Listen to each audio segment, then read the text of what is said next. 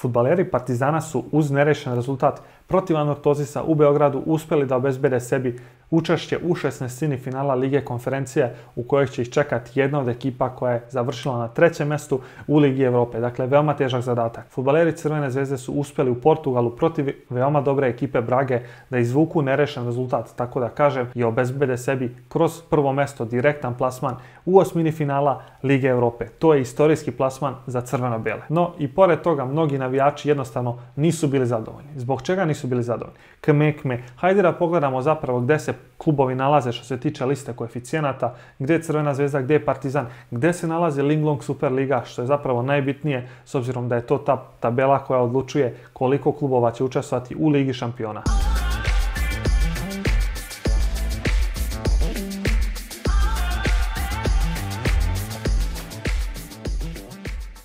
I još jednom veliki pozdrav ljudi, dobrodošli u novi video. Moje ime je Stefan, vi ste na kanalu Fanalitičar koji se bavi domaćim fudbalom. Ukoliko ste novi ovdje, pogledajte o čemu se ovdje radi i ukoliko vas zaista zanima ovaj materijal ili content, tako da kažem, razmislite da se subscribe-ujete na kanal kako biste podržali kanal u daljem razvoju, a sa druge strane da ne biste propustili buduće videe. Ja verujem da ste svi gledali makar svoj omiljeni tim, ako ne i obe utakmice, s obzirom da su veoma bitne za srpski fudbal, što ću pokazati kasnije zbog čega. Na meču Partizana dobra, sjajna vest jeste što je mladi Milovanović počeo ovaj meč, uspio da se upiše u listu strelaca. Dakle, momak koji je nastupio po drugi put u Evropi već je uspio da se upiše u listu strelaca, ako se ne varam ima samo 18 godina. Nešto lošija vest jeste svakako onaj nerazumljivi kiks Popovića kada je Partizan imao kontrolu nad igrom, imao je rezultat.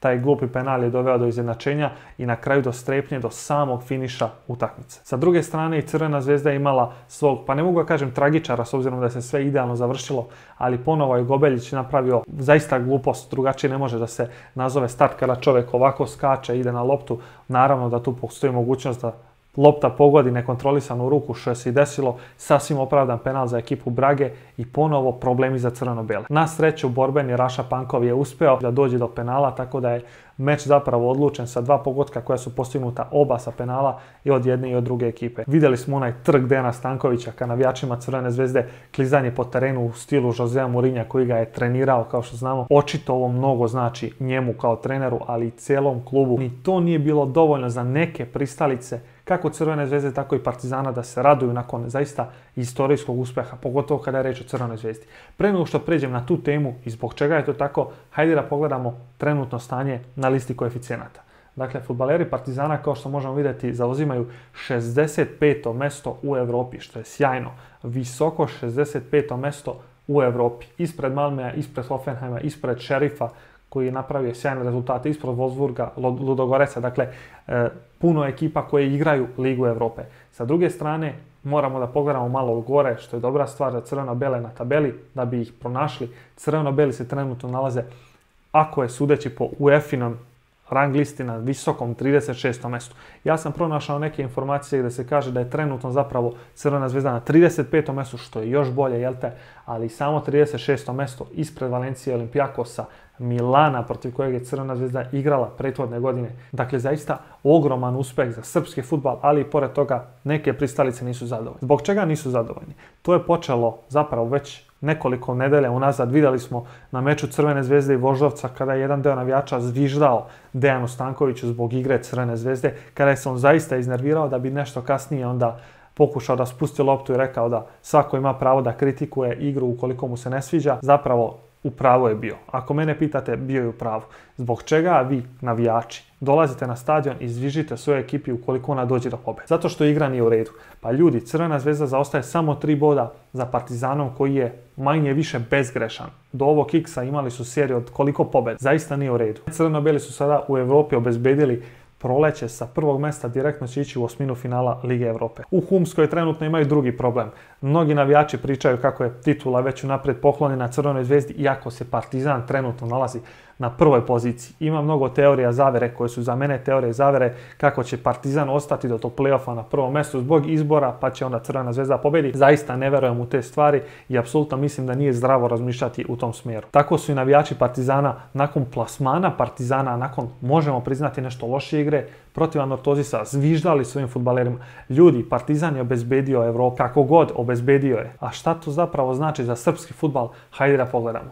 Po ovoj listi koja je po meni najtačnija, zapravo uvijek sam podatke uzimao sa nje, jer su jednostavno poverljivi. Srbija trenutno zauzima visoku 11. poziciju, što je skok za 5 mjesta od prethodne sezone, kada smo ostali prvi ispod crte, dakle koja razdvaja države koje imaju 2 predstavnika ili 1 predstavnika u Ligi šampiona. Čak je u opciji, dakle u igri i taj plasman, direktan plasman prvoplasirane ekipe u grupnu fazu Lige šampiona. Da bi se to desilo, imaju još pojedine kockice koje bi morale da se sklope, ali je dakle moguće. Ko je mogao da razmišlja o tim stvarima pre 2 godine, pre godinu dana, ljudi? I sad će neko da mi kaže da je opravdano kritikovati ekipe zato što igraju loš fudbal.